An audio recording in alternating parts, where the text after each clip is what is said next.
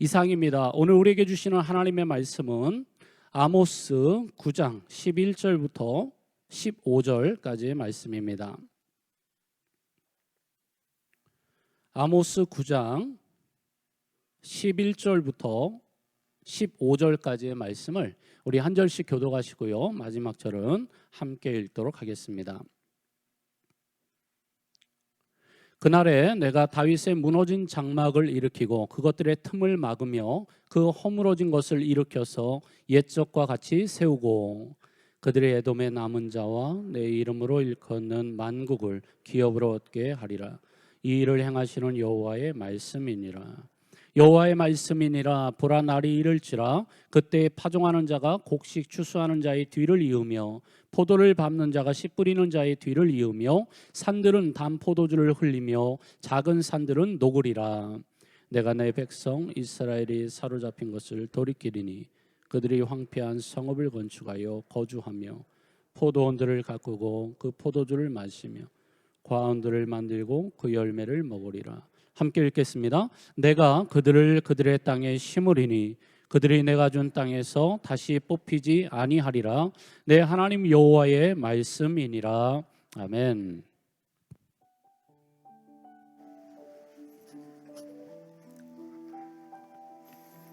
할렐루야.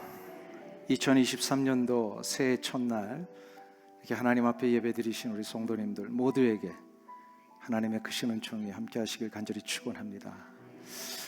오늘 말씀을 듣기 전에 2023년도 교회 직분자들을 먼저 임명하고 또 하나님 앞에 결단하는 그런 시간을 좀 갖도록 하겠습니다. 주보에 나눠드린 2023년 교회 일꾼 책자를 좀 보시면요, 그 책자에 나와 있는 대로 임명을 할 수 있도록 이렇게 좀 진행하겠습니다. 첫 페이지를 여시면 이제 남자 서리 집사부터 시작해서 이제 맨 마지막에 위원장까지의 임명을 차례대로 합니다. 먼저 남자 서리 집사 강수호 성도 외에 91명을 아래와 같이 임명합니다. 또한 신규 남자 서리 집사로 김문식 성도 외에 17명을 아래와 같이 임명합니다. 여자 서리 집사입니다. 강리사 성도 외에 119명을 아래와 같이 임명합니다. 또 신규 여자 서리 집사에 강미란 성도 외에 19명을 아래와 같이 임명합니다. 그 다음 페이지에 보시면 찬양위원회 호산나 찬양대 대장의 장용호 집사 외에 아래와 같이 임명을 합니다. 또 할렐루야 찬양대 대장의 남승우 집사 외에 아래와 같이 임명합니다. 더드림 찬양팀 3부 예배입니다. 김재훈 집사 외에 아래와 같이 임명합니다. 또한 당회석이 최희석 장로 외에 아래와 같이 임명을 합니다. 위원장 경조위원회 조진희 집사 외에 아래와 같이 임명을 합니다. 또 그 다음 페이지를 보시면 우리 소그룹 지도자 교구장은 최희석 장로, 동산 한마음 동산 동산장 최희석, 인도자 심연석, 권찰 강복음 권사 외에 아래와 같이 임명을 합니다. 여기에 해당되시는 분들은 좀 이따 일어나실 때에 설명을 드릴 것은 매해 임명은 항존직 직분자 외에 모든 분들을 임명하게 되어 있습니다. 항존직이라고 하는 것은 안수를 받거나 교회의 직분자로 세움받은 장로, 권사, 안수 집사 외에 다른 모든 직분자들을 비항존직 직분이라고 부릅니다. 그래서 오늘 임명은 올 한 해 2023년도 하나님 앞에서 항존직 직분자 외에 비항존직인 서리 집사, 또한 찬양대원들, 그리고 소그룹 지도자, 그리고 위원회까지 모든 직분들을 맡으신 분들은 이 자리에서 좀 한번 일어나 주시기를 부탁을 드립니다. 한번 일어나 주세요. 우리 찬양대원들을 포함해서 우리 위원장들도 일어나시고 다 함께 일어나셔서 이 시간 하나님 앞에서 우리가 이 한 해를 허락하신 것 감사히 여기시면서 한번 마음에 결단과 헌신으로 올 한 해 섬기겠습니다 라고 하는 제목을 가지고 이 시간 한번 같이 합심해서 기도하시고, 하나님 앞에서 받은 직분 소중히 여기겠습니다 라고 하는 제목으로 기도하시고 제가 마무리 기도하겠습니다. 같이 기도합니다. 하나님 아버지, 은혜와 사랑을 감사합니다. 오늘 우리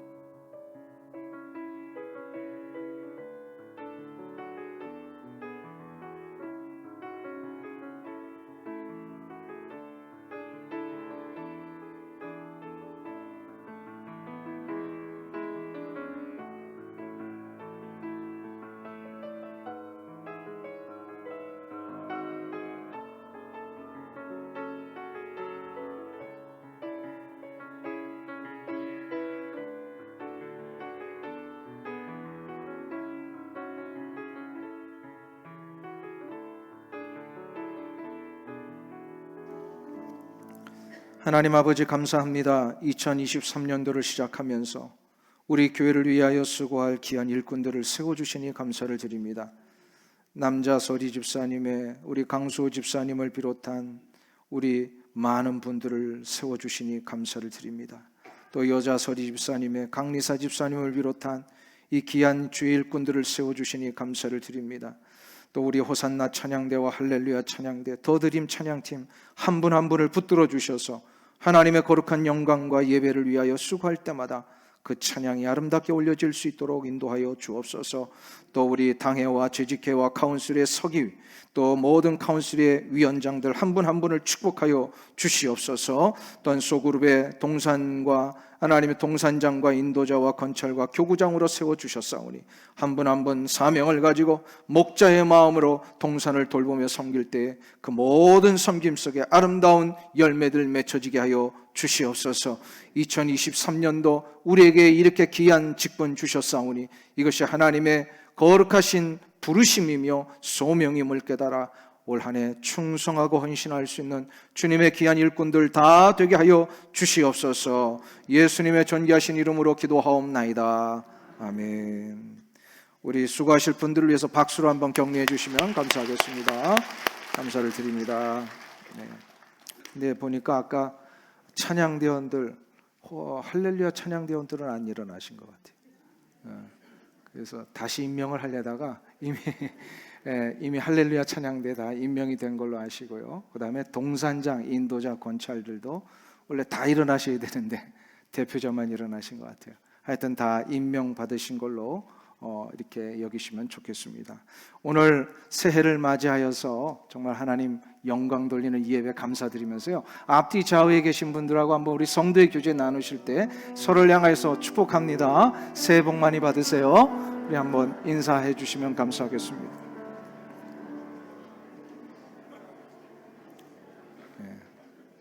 새해 복 많이 받으세요. 네.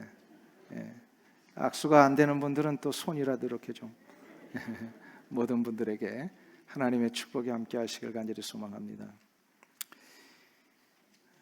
새해 첫날을 이렇게 주일로 맞이하는 것, 또 송구영신 예배를 토요일 날 드리고 이렇게 주일로 연이어서 드리는 것, 이게 이렇게 흔한 기회는 아닌 것 같습니다.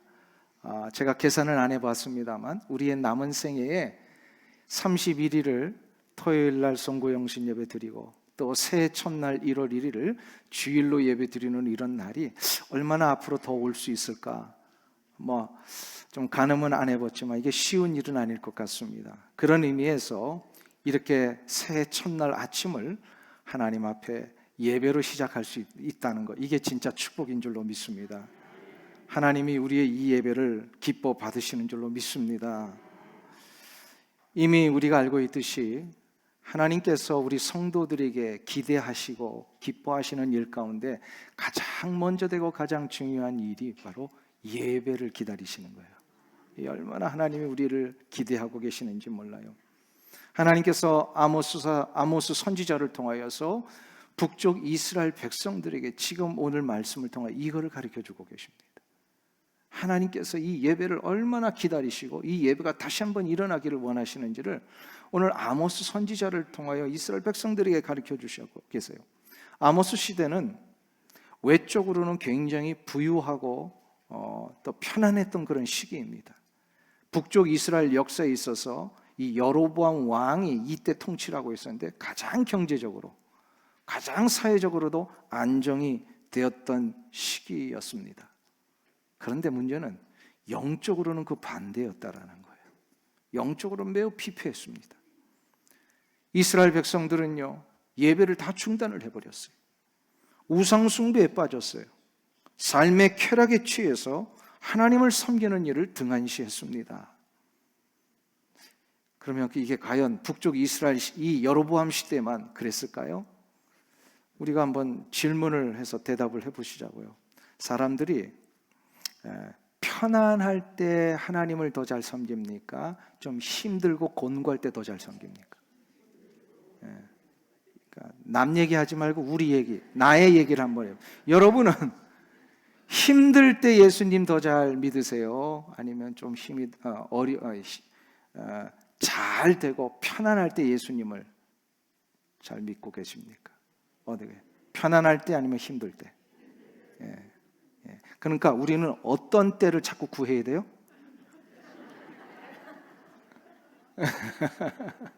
제일 좋은 거는요, 잘 되고 편안할 때도 예수를 잘 믿는 거.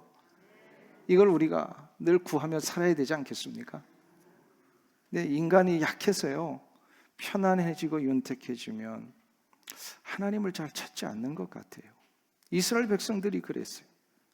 그래서 하나님이 이것이 안타까우셔서 목나무에서 목자로서 이렇게 일상생활을 살던 이 호세아를 부르셔서 선지자 삼으셔가지고 지금 이 말씀을 대신 전하게 하고 계십니다. 바로 하나님이 이 시대 앞에 북쪽 이스라엘 모든 백성들 앞에 한 가지를 선언하십니다. 내가 다윗의 무너진 장막을 일으키리라. 내가 다윗의 무너진 장막을 일으키리라. 다윗의 장막을 일으킨다라고 하시는 하나님의 이 말씀이 과연 무슨 뜻인가요? 이거를 이해하려면요, 사도행전 15장을 우리가 봐야 합니다. 사도행전 15장에 보면 당시 초대교회에서 일어났던 아주 중요한 결정이 하나 나옵니다. 당시 초대교회의 모든 성도들은 예루살렘을 중심으로 유대인들이 교회를 이루고 있었어요. 그러니까 저들이 구원은 이 이스라엘 유대인 백성들에게만 있다라고 생각을 하고 있었어요. 예수님 부활 승천 후에 막 교회가 부흥이 됐는데도 구원은 이스라엘 안에만 있다.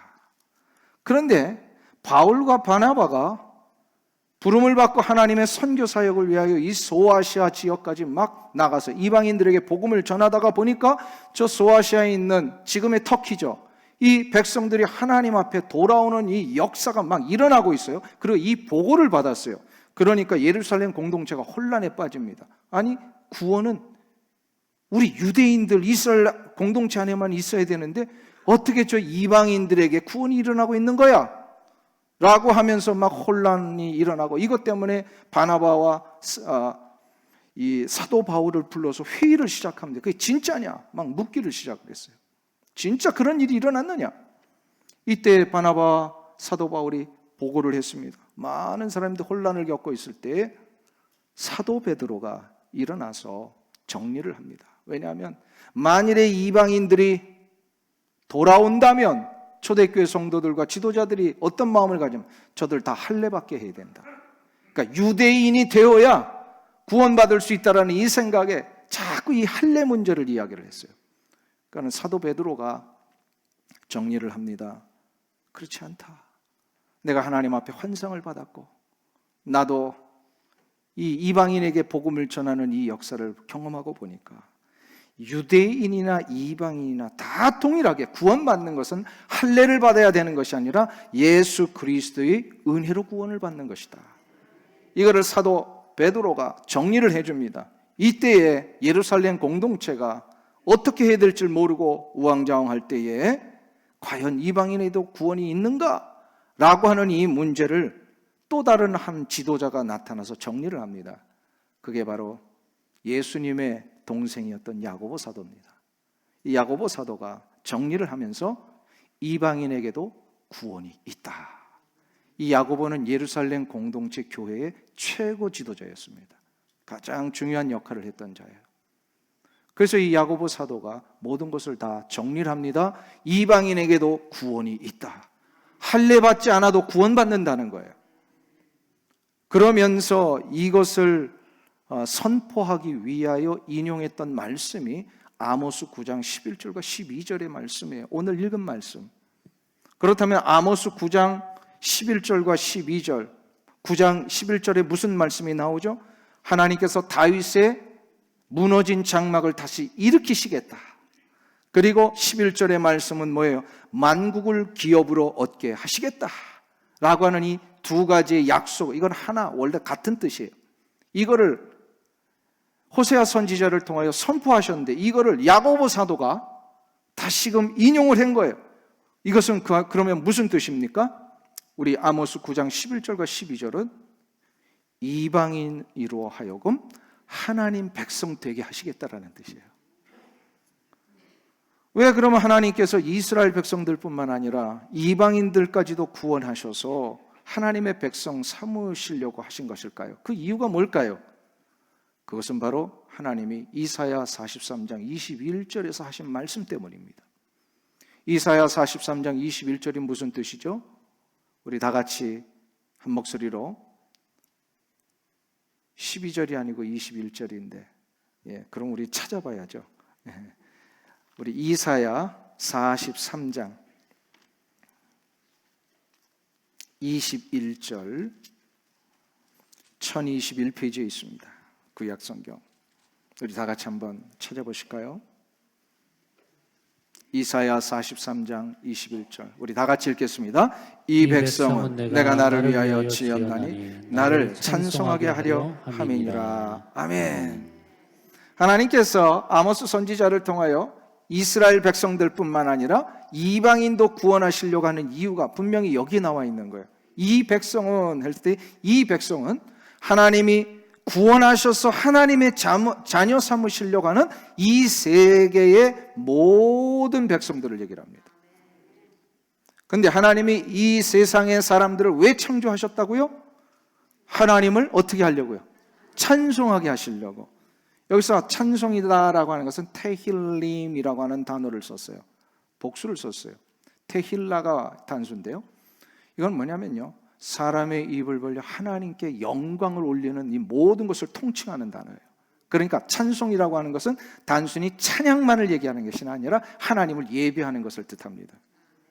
즉 하나님이 이 세상의 모든 사람들을 창조하신 이유가 하나님 경배하고 하나님에게 예배하고 우리의 입술을 벌려서 하나님을 찬양하는 삶을 살게 하시려고. 이것이 하나님께서 유대인들과 이방인인 우리까지 포함한 모든 세상의 사람들을 구원하시는 이유이십니다. 그러니까 하나님이 가장 기뻐하시는 것이 뭐라고요? 예배입니다. 예배예요. 저는 2023년도를 시작하면서 하나님 앞에 새로운 한 가지 소망을 가지고 연말부터 계속 기도하고 있었습니다. 그 기도는 이거예요. 하나님, 지난 3년 동안 팬데믹으로 인하여 우리 성도들 삶에 불어닥쳤던 이 힘든 모든 현장들, 또 내적으로는 우리에게 낙심이 되고 움츠러들게 만드는 이 모든 상황들, 이제는 하나님 다 끝내주시고 이제는 하나님 부어주시는 기쁨과 생명의 역사로 힘있게 달려가게 하옵소서. 하나님이 부어주시는 기쁨과 생명의 능력을 얻어야만 우리가 힘있게 달려갈 수 있잖아요. 이제 연말에 계속 이 기도를 하면서 시편의 말씀을 묵상을 하는 가운데 쭉 읽어가는데 시편 71편에서 하나님이 제 마음속에 아주 큰 이 도전을 주셨어요. 감동을 주셨어요. 시편 71편 23절의 말씀으로 아주 확신을 주셨는데요.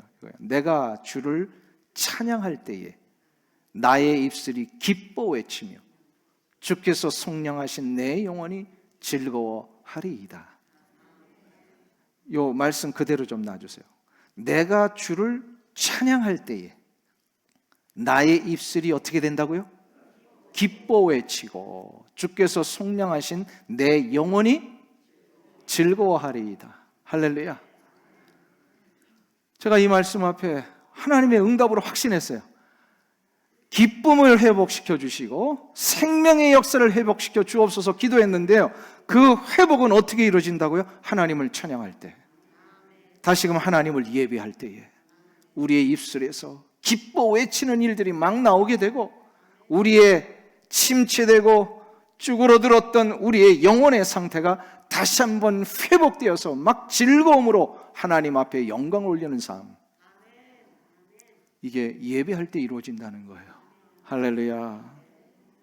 하나님은 이 시편 71편 다윗의 시대에도 이것을 약속하셨지만 수없는 시간이 지난 이 아모스 시대에 와서도요, 모두가 다 영적으로 움츠러들고 예배를 회복하지 못한 채 그냥 자신의 원하는 대로 보이는 대로 생활하고 자신의 이 내면의 본질대로만 생활했던 이 여로보암 시대, 아모스 시대에 하나님이 저들을 다시 한번 회복시키시는 동일한 약속을 주신 게 아모스 9장 11절과 12절의 말씀이에요. 다시 한번 보세요. 그날에 내가 다윗의 무너진 장막을 일으키고 그것들의 틈을 막으며 그 허물어진 것을 일으켜서 옛적과 같이 세우고 그들이 에돔의 남은 자와 내 이름으로 일컫는 만국을 기업으로 얻게 하리라. 이 일을 행하시는 여호와의 말씀이니라.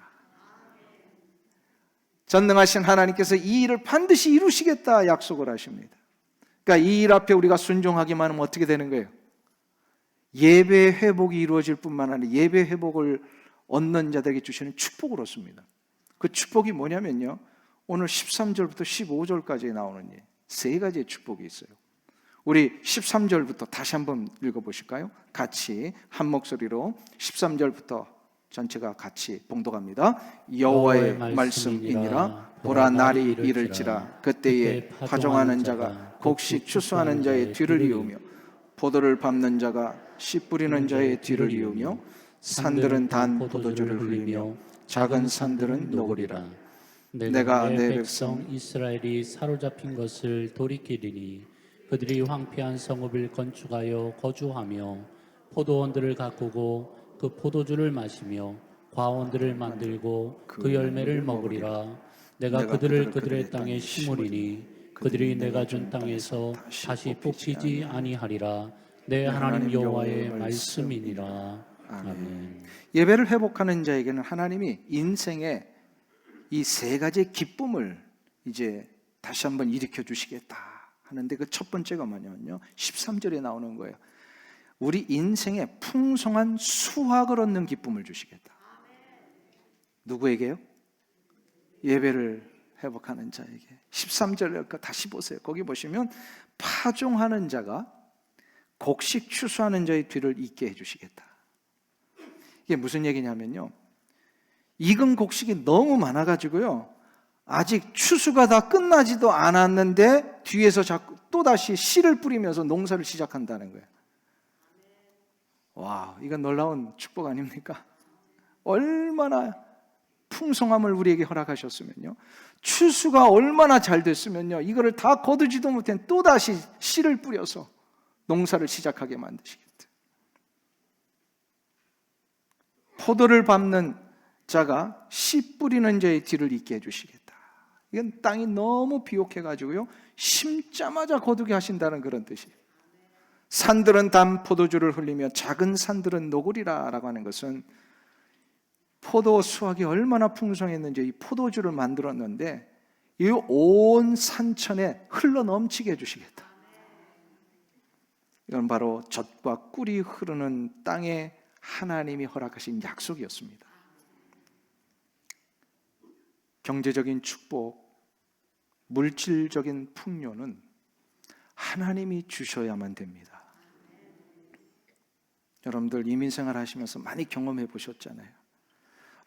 아무리 내 힘으로 물질을 모으려고 해도 그게 되던가요?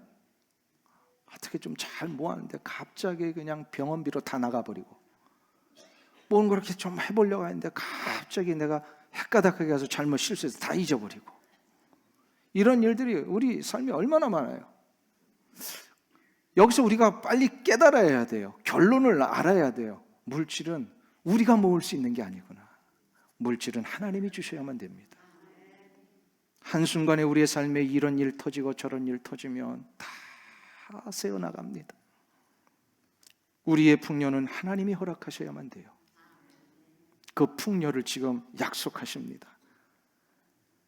그때에 파종하는 자가 곡식 추수하는 자의 뒤를 이으며 포도를 밟는 자가 씨 뿌리는 자의 뒤를 이으며 산들은 단 포도주를 흘리며 작은 산들은 녹으리라.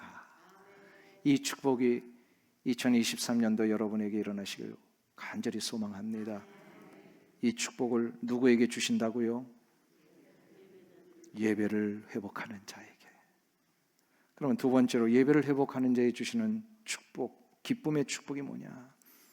인생의 안정된 삶을 누리는 기쁨을 주십니다. 따라하겠습니다. 예배를 회복하는 자에게 인생의 안정된 삶을 누리는 기쁨을 주십니다. 14절을 보세요.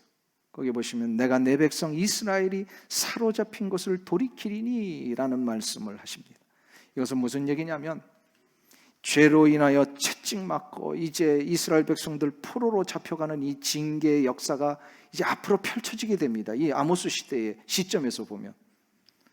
그런데 포로로 잡혀가게 하시는 이 일을 하실 뿐만 아니라 그 후에는 다시금 저들을 다 회복시키셔서 하나님이 허락하신 땅, 젖과 꿀이 흐르는 땅, 산들마다 이 단 포도주가 흘러넘치는 이 놀라운 축복의 현장 속에 더 이상 흔들리지 아니하고 계속해서 그곳에서 뿌리를 내리며 살게 해주시겠다.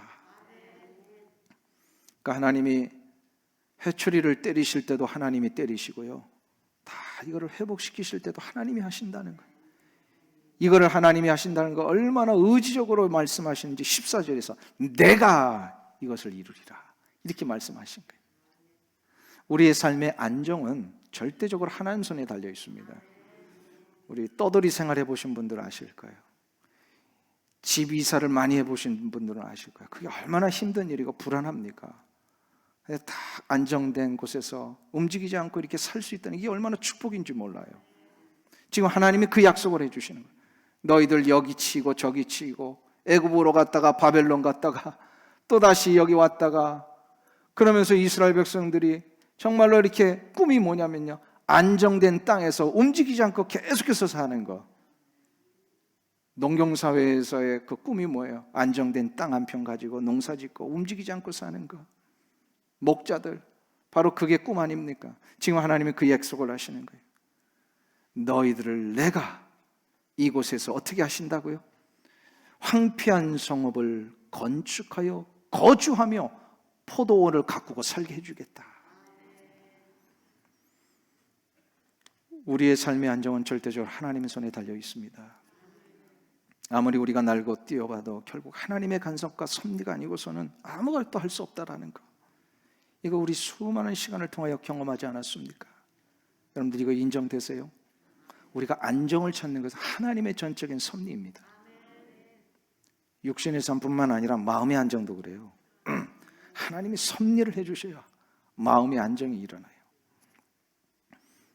제가 최근에 아주 참 너무나도 감동적인 간증을 하나 들었습니다. 실명을 좀 거론해서 죄송합니다만 뭐 그분의 어떤 개인적인 제가 이렇게 페이버가 있고 뭐 그런 거는 아닙니다. 그러니까 오해하지 말고 들어주세요. 한국의 지금 국토교통부 장관을 지내고 계시는 장관님에 대한 이야기예요. 이분이 국토교통부 장관을 지내기 전에 제주도의 도지사를 지내셨더라고요. 근데 이 도지사를 지내는 동안에 그 간증을 하시는데 아주 신실한 크리스천이더라고요.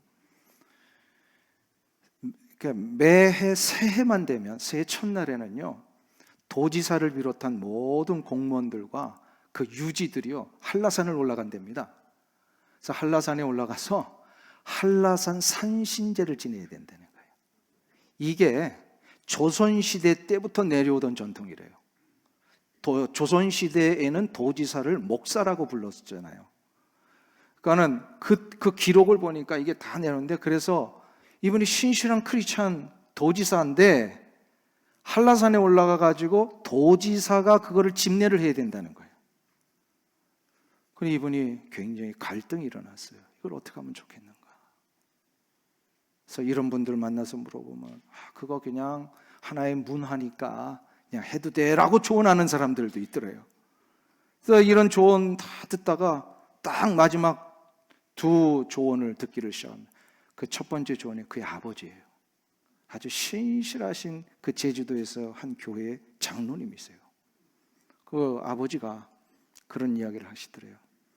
너는 도지사 이전에 교회의 안수집사다. 어떻게 결정하겠느냐. 그 이야기를 하더래요. 아버지를 굉장히 존경했어요, 이분이. 그래서 이분이 아버지가 나는 도지사 이전에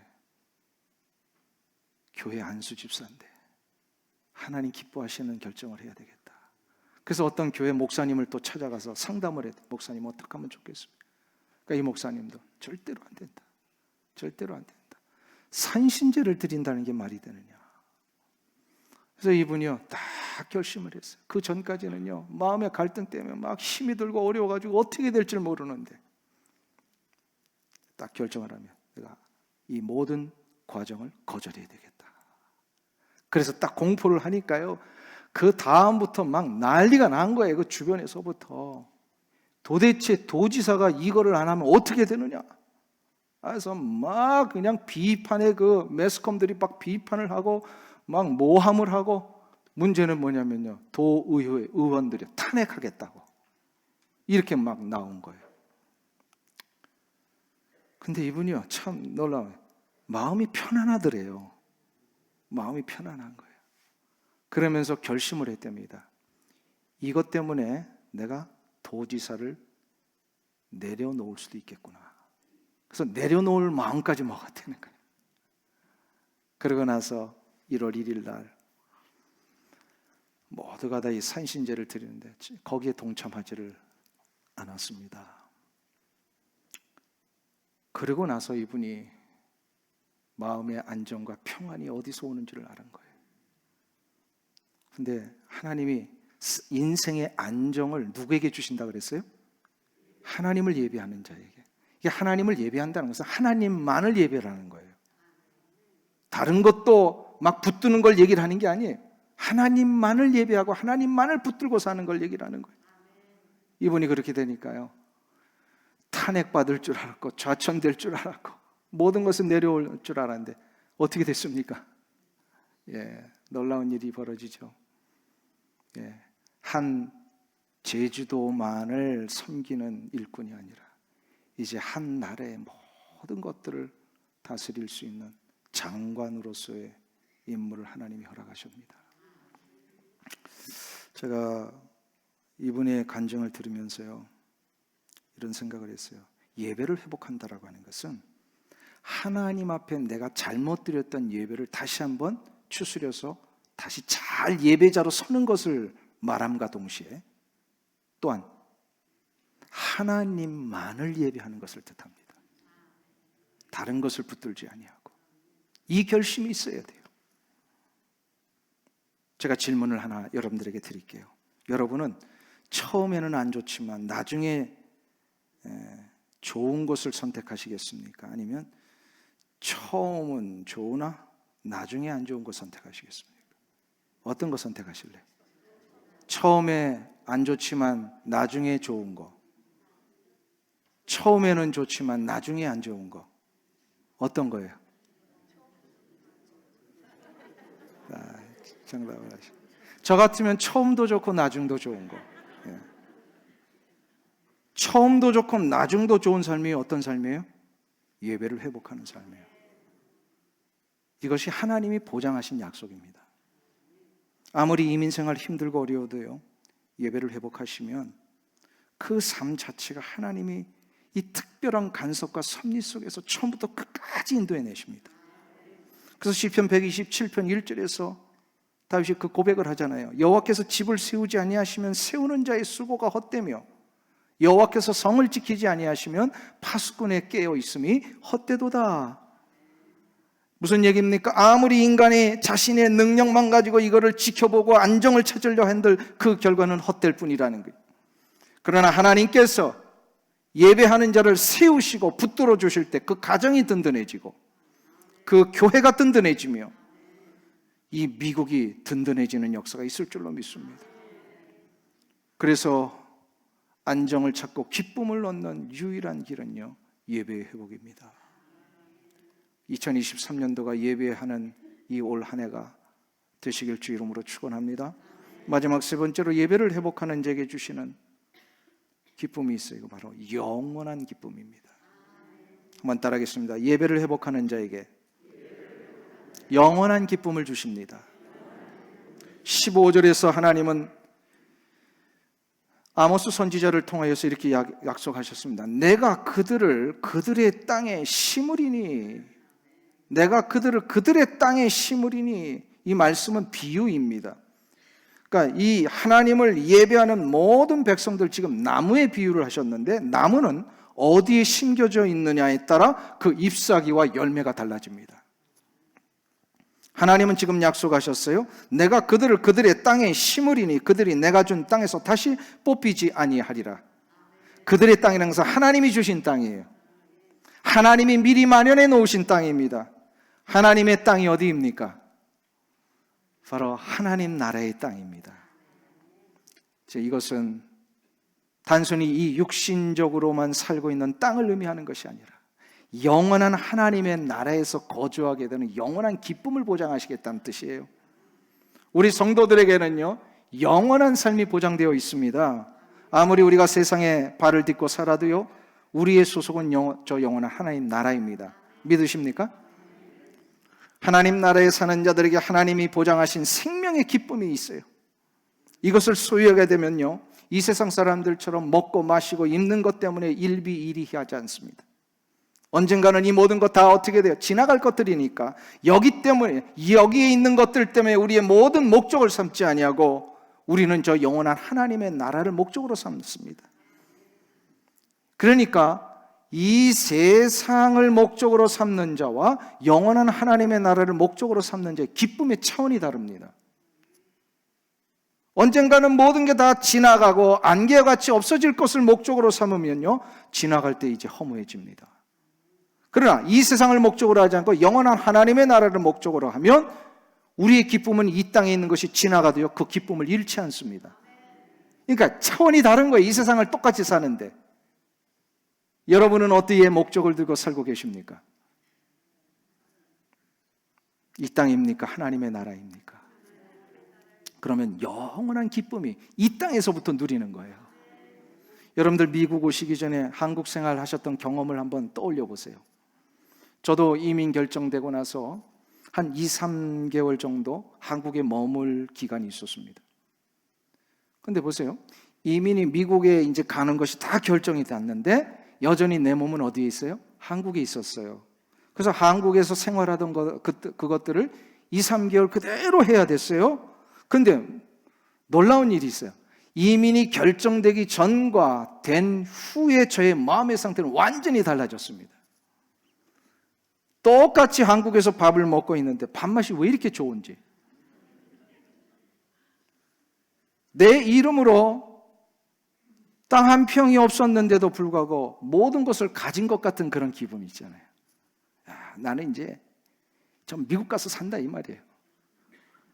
이 생활과는 전혀 다른 삶의 차원의 삶이 기다리고 있다는 이 기대가 부푸니까요, 그렇게 복잡하고 어려운 일들이 그 2, 3개월 동안에도 일어났는데도 불구하고 이게 별로 힘들지가 않은 거예요. 이게 곧 지나가니까. 영원한 삶이 보장된 우리의 모습이 이와 같은 것 아닐까요? 우리에게는 영원한 삶이 보장되어 있습니다. 여러분이 진정으로 예수 그리스도 안에서 거듭나 구원받은 하나님의 자녀라면 모두에게 이제 원치 않아도 다 천국 갑니다. 천국 가고 싶지 않으신 분들이 천국 가게 돼 있어요. 이거는 다 자동으로 하나님이 주신 축복이에요. 그러니까 그것이 보장되어 있다는 것은 어떤 능력이냐면 이 세상을 사는 동안에도 그 영원한 차원의 기쁨을 누리며 살 수 있다는 거예요. 아무리 어려움이 불어닥쳐도요. 그래서 우리는 이겨낼 수 있는 이유가 여기에 있어요. 근데 문제는 영원한 삶을 보장받았는데도 불구하고 이 영원한 기쁨을 누리지 못하는 자들이 있더라는 거예요. 왜 그럴까요? 예배를 회복하지 못해서 그렇습니다. 예배를 회복하면 이 영원한 기쁨이 다시 한번 일어납니다. 사랑하는 성도님 여러분, 2023년도는 우리의 무너진 장막을 다시금 회복하시는 은혜가 있기를 축원합니다. 내가 먼저 다윗의 장막을 회복하고 우리의 가족들이 다윗의 장막을 회복하며 우리의 친지와 이웃이 다윗의 장막을 회복할 때에 분명 하나님은 나의 인생과 우리의 가정과 우리의 이웃들을 기뻐 받으실 것입니다. 그리고 하나님이 기뻐 받으시는 그 은혜의 역사가 우리 교회와 우리의 가정과 우리의 개인의 삶 속에 놀라운 생명의 능력과 영원한 기쁨으로 부어주실 것입니다. 이 은혜가 있길 주 이름으로 축원합니다. 그런 의미에서 올 한 해 하나님 내가 어디 서든지 무엇을 하든지 하나님을 예배하는 자가 되겠습니다 라고 하는 의미에서 우리 찬양을 좀 같이 불렀으면 좋겠습니다. 아무도 예배하지 않는 그곳에서 나 주를 예배하리라. 이 찬양 우리 같이 한번 부르겠습니다.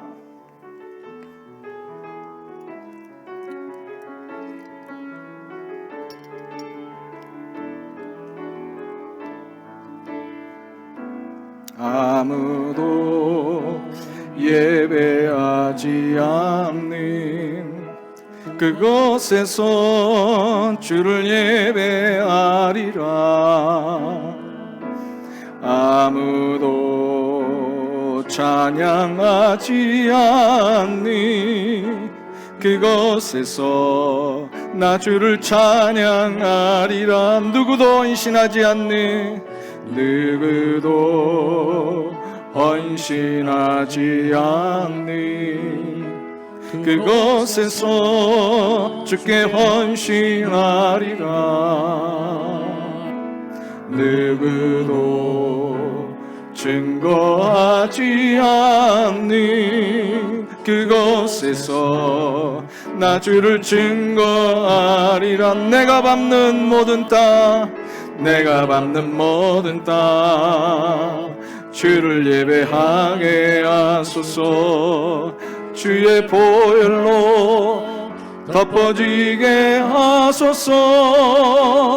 내가 선이고 주의 거룩한 곳 되게 하소서. 주의 향기로 물들이. 다시 한번 우리 아무도 예배하지 않는 아무도 예배하지 않는 그곳에서 주를 예배하리라.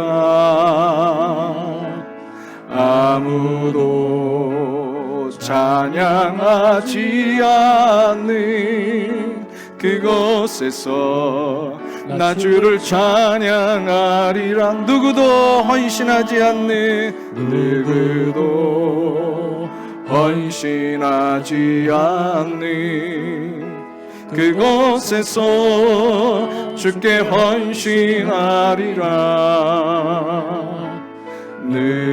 누구도 증거하지 않는 그곳에서 나 주를 증거하리라. 내가 밟는 모든 땅 주를 예배하게 하소서. 주의 보혈로 덮어지게 하소서.